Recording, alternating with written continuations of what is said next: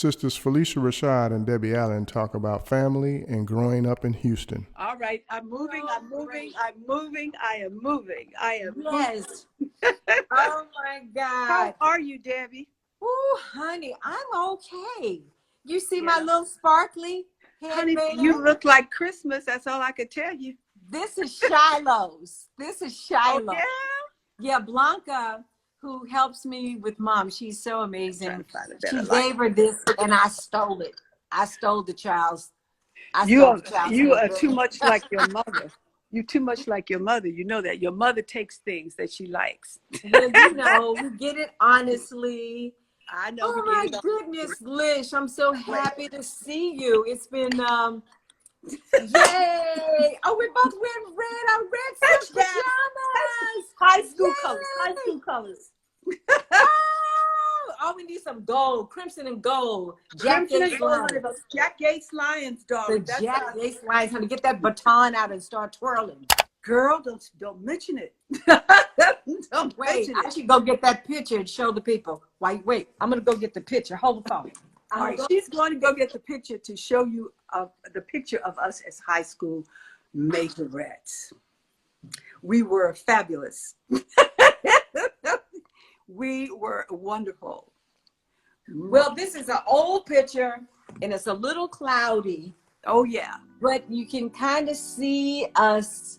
Well, your doing our green light thing. is reflecting all over it. I know, child. That's what Okay, happens. put that away. Put that away. Tell me what's been happening, honey. What's going on? And oh, look at the people. Okay, I saw so many of my friends. Susan Kalechi Watson, I saw. I know, so many people. Child, I have to put my glasses to read names. And 'cause I can't. Shonda was on, and Shonda was on. Everybody wanted to see us talking to each other. You know, see, we need to go back and do that show, girl. You know, we need to do it. The Old Settler was just a beginning for us. That movie, Phylicia and I did a movie, The Old Settler, that was amazing. And we got great reviews all around the country about two old women living together in Harlem. And she ran off and left me for some young man. And then he left her. Sisters living together who had a history Had a that real doesn't history. reveal itself until much later on. Much later that I had taken. You thought I took your man. I didn't take your man. Oh, girl, please stop. And you know who else I saw was on? Lena Waithe was on too. Oh, Lena Waithe is amazing. She's in London. Hey, Lena, if you over there, hey, girl. She is amazing. She's doing such amazing things. I love, love, love her. Love, love, love And her. Brisha Webb. I saw Brisha Webb. Yes. Yes. Yeah. Shay. Hey, well, Phylicia, first of all, congratulations to you on all these things. My God, we just kind of took over Netflix for Christmas, didn't we? No, Jingle Jangle. there's so many things on Netflix. Wait. No, Jingle Jangle was amazing. And you know that it was. Yeah, People it is. feel so proud of the work and the craft that went into that. People are so excited about Dance Dreams. Oh my God, Dance Dreams is amazing.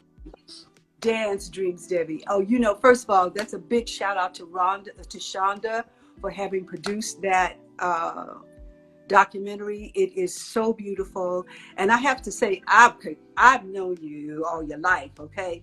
And yet, and still, I never cease to be amazed at what you're doing and at the long range effects of what you're doing. I was thinking about it this morning, how you have really informed not only the artistic development, but the education of young people and their character development through dance, through the arts. And we know that that is the power and the value of arts. It's not just entertainment, honey. It's not just entertainment. Well, it's like I said in that, Oliver Bokeberg captured such candid moments because he was always in the room. I really would forget that he was there. And, sometimes he was put on the microphone. I said, Oliver, you're getting on my nerves now. I got to work. But he captured such honest moments. The moment I like when I told them this was a rehearsal for life, not just for this production. Yeah. And we know it develops character education, the arts. which Yeah. is why we need it everywhere, which is why it ought to be in the public schools, you know, because when we grew up in Houston, remember, we had music. We You had, had wait, an we didn't just have acting. music, Debbie. We had in a time of legal segregation in this country, in our school, and in all of the schools owned instruments that were lent to students whose parents couldn't buy them or didn't buy them. And it was a badge of honor for me to be It carrying my was. little viola home every day. And you know what? Well, you couldn't And you know carry your what? bass. And you didn't have to go to class at 5 a.m. in the morning to participate. It was part of the curriculum. And remember, Mr. Harrison, our band director over there at Miller, and then what's his name at Yates? He was hilarious. He was Dr. Bennett, honey. Dr. Bennett. Oh, Will Bennett, honey. Will Henry. Oh, honey. He was something. He was And those something trips, else. well, this was the thing, because we did musicals.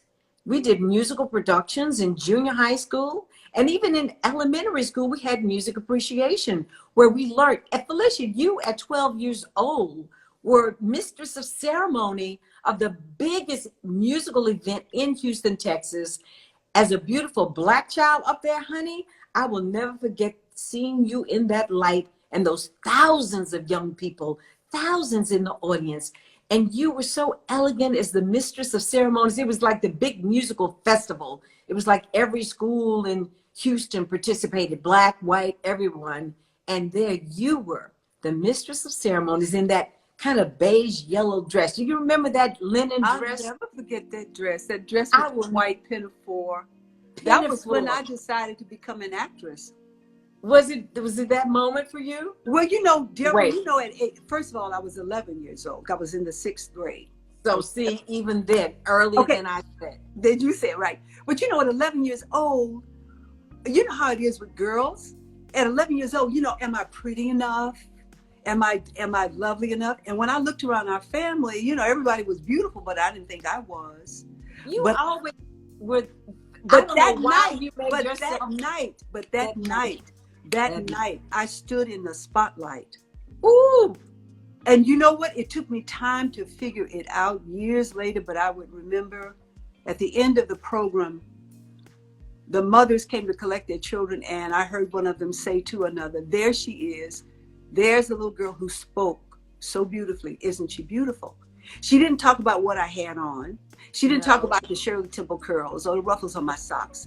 She talked about the way I spoke. Well, the truth of that was, girl, those teachers rehearsed me before and after school for weeks. And so You know when they I had got to up make you, there, you I had to be held perfect. that You were script. representing the nation. I held that script, but I didn't have to read it because I knew it by heart. And Well, that's honey, the beauty. that was the Communicating beauty from the of- heart. That's the beauty. Well, see, that's why I want to get them young at 11 years old. That's the time. I have them at 3.5 at the Debbie Allen Dance Academy. I start in on them right then and there. And if they want to be in that hot chocolate nutcracker, they have to come with it. They have to come and be professional. They have to come and know that it's serious. And they do. It is just precious. I'm just waiting. What is it? You know about you two? I know. We're getting a lot of questions. And All we're right, gonna let's answer some that. questions. Deborah, tell me some With the- questions. Ask Okay, well, okay, they're asking a question. Wait a minute, it was there. Wait a minute, I'm gonna tell you 1 second. Okay, I'm gonna bring that up. But let me just finish that remark. When they're young is when we need to get them. So in the fall, this fall coming, I'm gonna start the Debbie Allen Middle School for the Arts. Yeah. It's gonna only be the 6th grade to start with. And then the next year, it'll be the 6th and the 7th grade. And then next year, the 6th, 7th, and the 8th. So we're going to start taking applications. And the truth is, we don't even have money. So it's a paid thing. But I know people will contribute to help kids get there.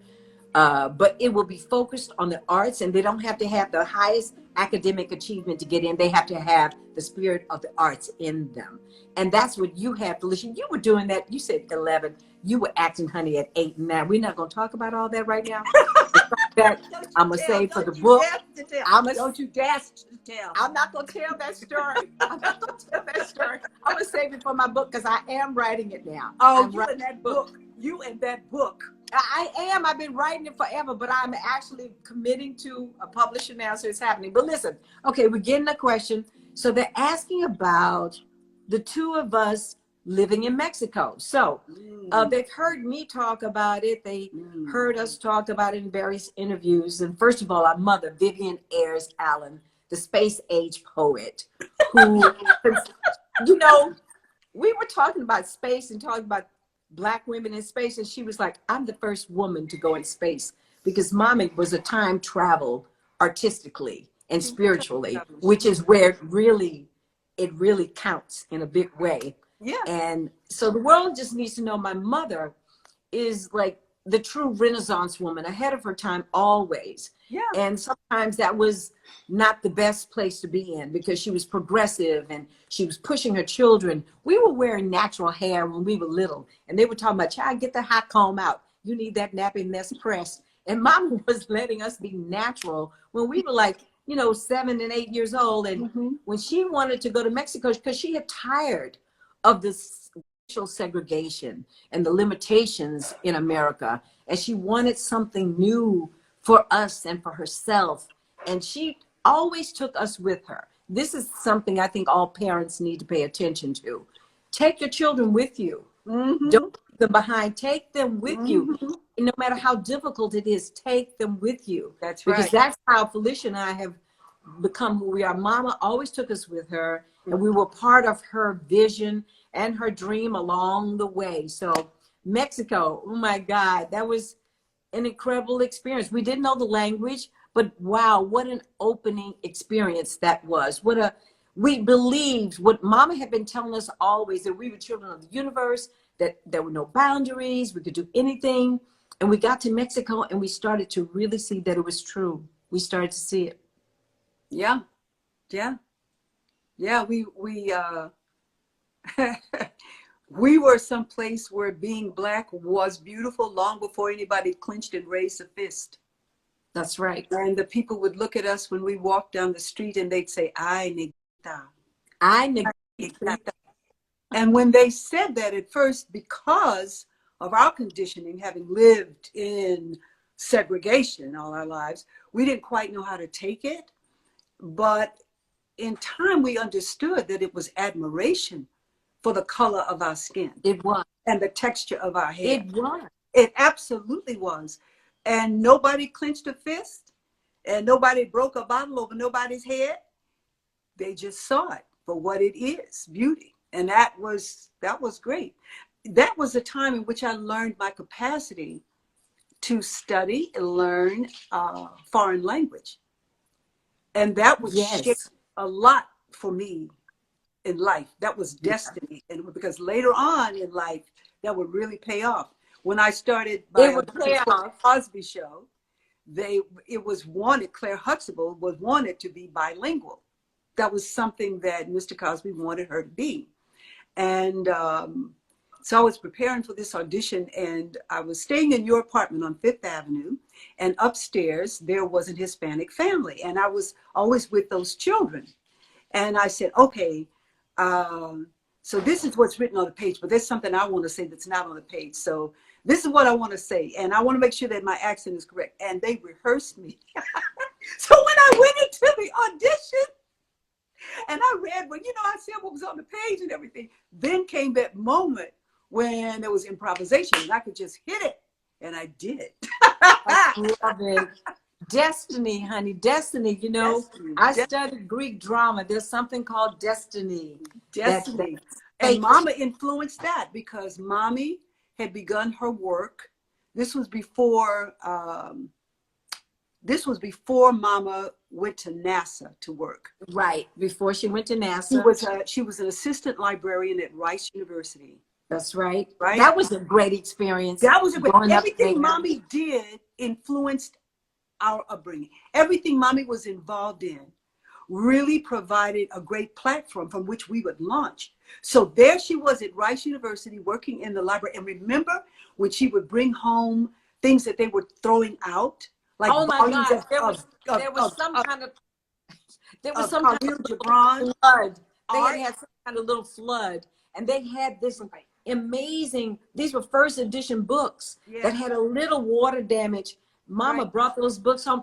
So Oh. this is what I'm saying about parents, including your children. Bring your children with you, because it's how you can make the world a better place. Look at us. You know, we weren't just by accident out here becoming who we are. No. We were destined, and we were raised to go out here and do something, and do something with creativity, and do something not just about ourselves. And this is what Mama always did. Mama was doing something. Mama was the one that she was working with the ad hoc committee of the National Endowment of the Arts.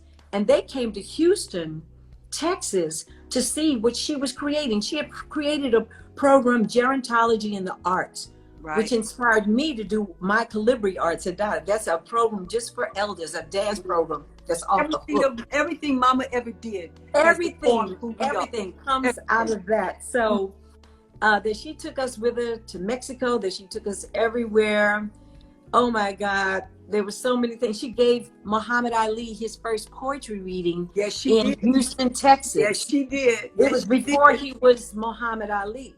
And before all that, Deborah, before all that, remember the big white house we lived in on Ben Street?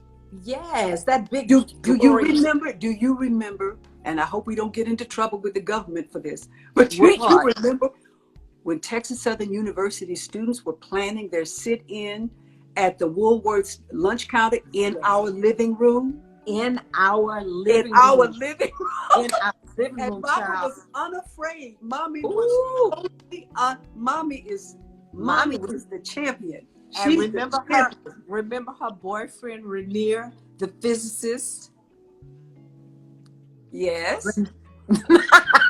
And nothing. I'm just saying, we just had great experiences with Mommy, from our cultural identity to her being a woman, very much a woman, and very feminine, and needing her space and her own private time. Okay, Deborah, so this is a fond memory that came up. Freshman year at Howard University, I come home for Christmas time.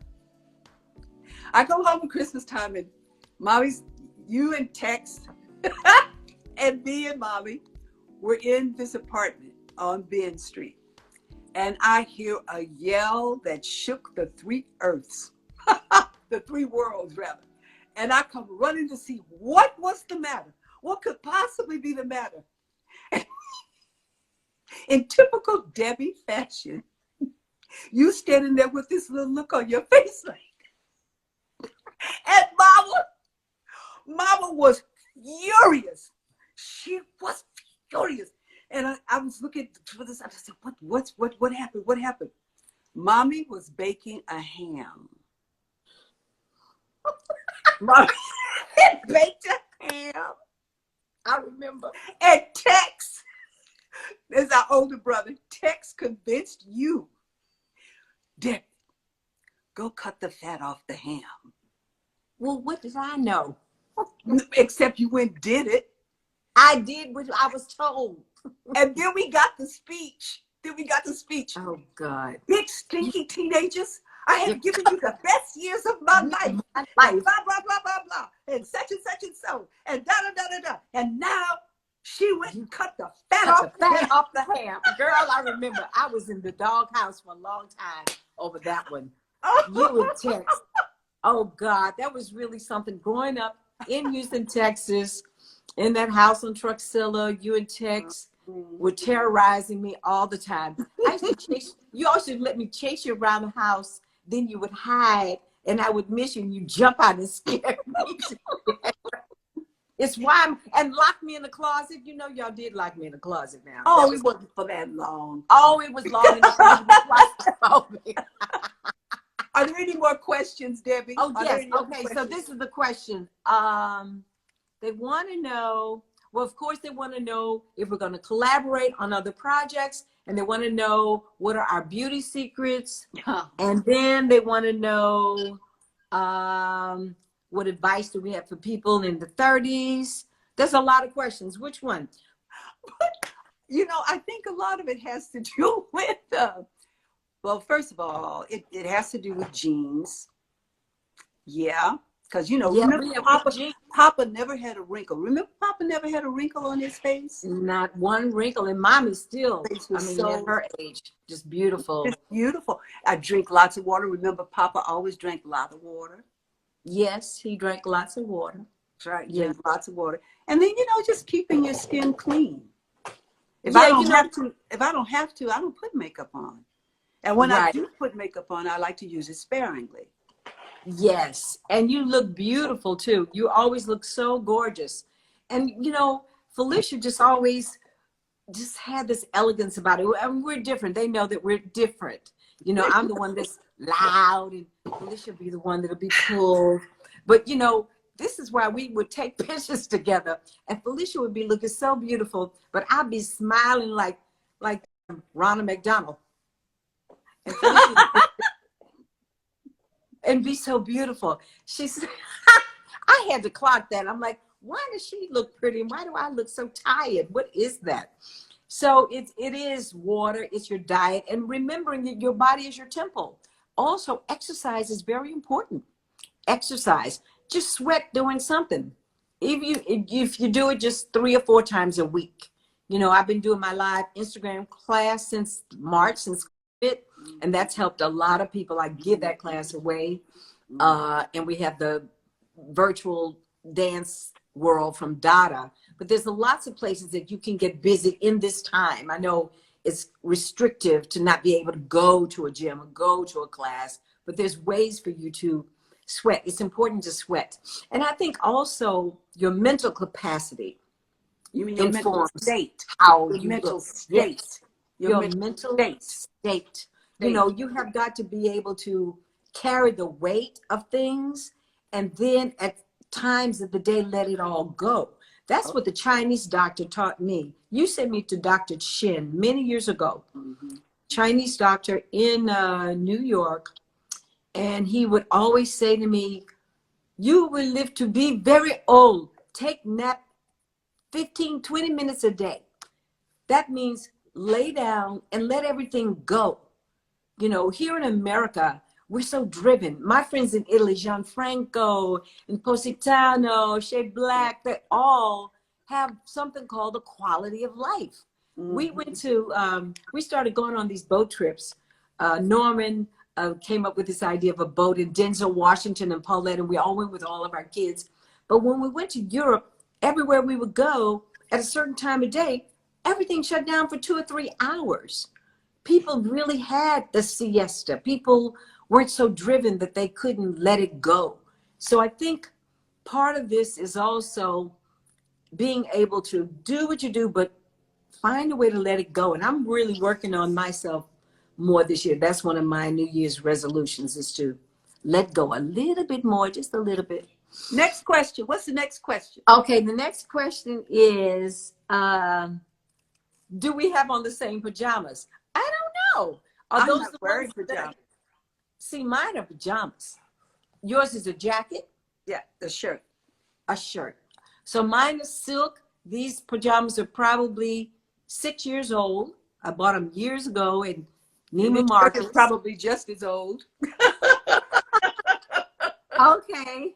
You They know want to know, did either of you pass up a role? They want to know, did either of us ever pass up a role that we wish we had taken? Phylicia, is there a role that you wish you had said yes to that you said no to? There is a role that I said no to, but I won't say I wish I had done it because of the actress who did do it. You did do it? No, the actor who did perform the role. But that's okay. What role was that? You can Clarence say it. Hart. Oh. And Whoopi Goldberg performed that, and when I saw it, I said, well, that's why I didn't do it, because I wasn't supposed to do it. She was supposed to do that because It had Whoopi's name on it. That's what happens. It had Whoopi's name on it. That's right. And she was just like she is in everything she does, honest and true. That's why we love her. That's why we love her so much. She's just honest, I like that. I can't. Yeah.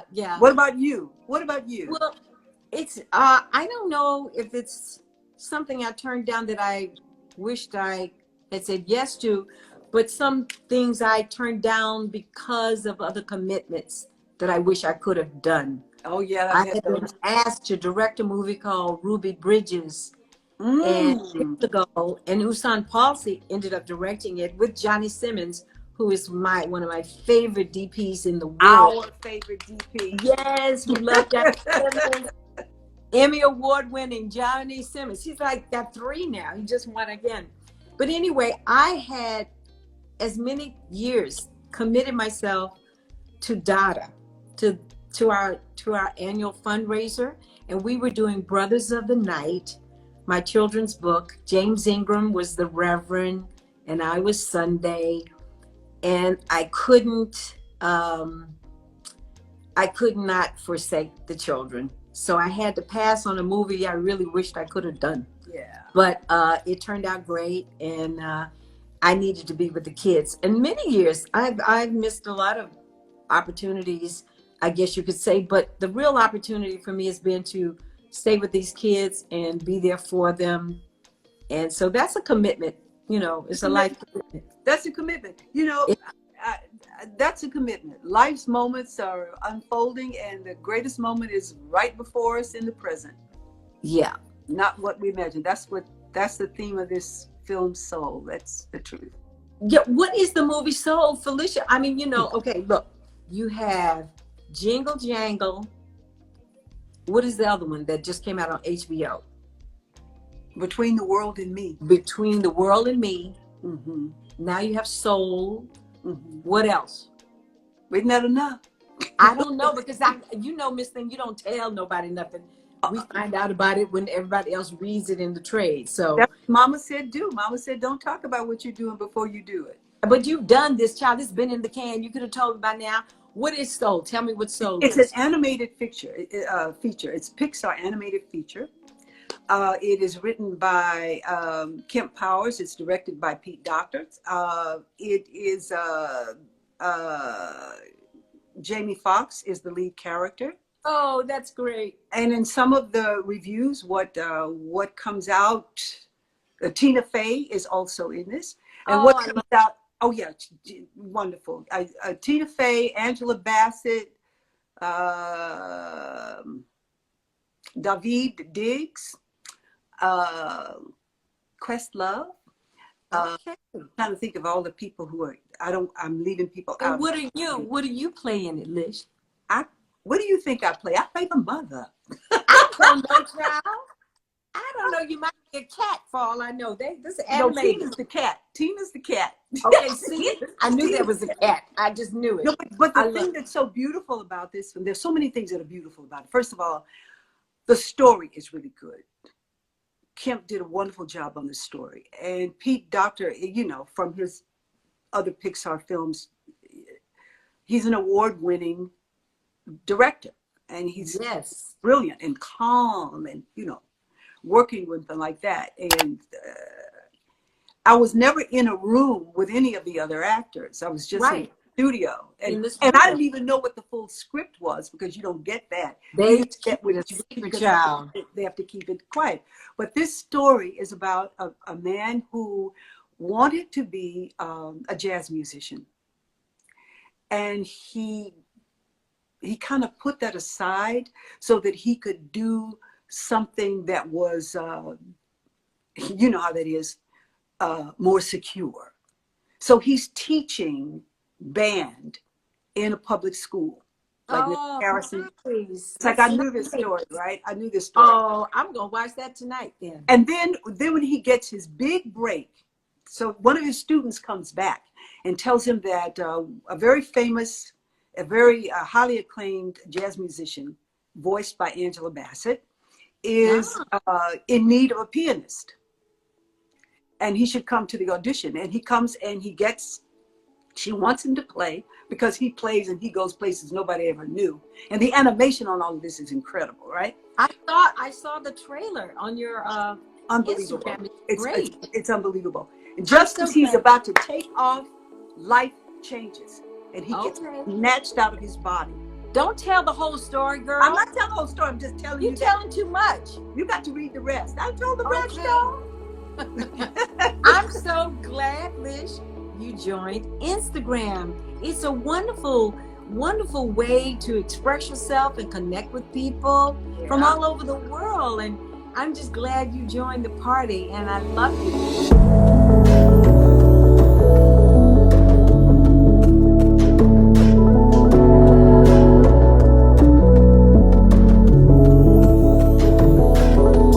Thanks for tuning in to 9 Mag TV.